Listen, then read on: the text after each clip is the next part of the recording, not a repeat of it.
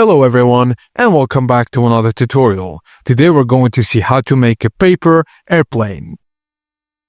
First thing first, take a sheet of paper and fold it lengthwise down the middle.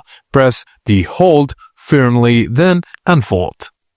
Now bring the top left corner to center the fold line. Repeat with the top right corner so the edges meet in the middle.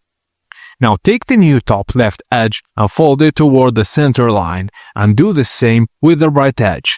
This will create a long pointed nose.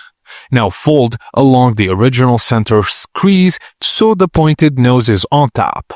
Take one side and fold it down so the wing's edges line up with the bottom of the airplane. Flip the plane and fold the other wing to the same way.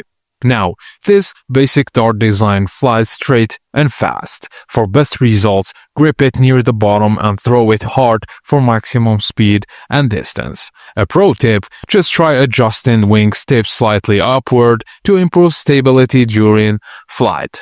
And that's it guys, as simple as that. Thank you for watching and please don't forget to like and subscribe for more.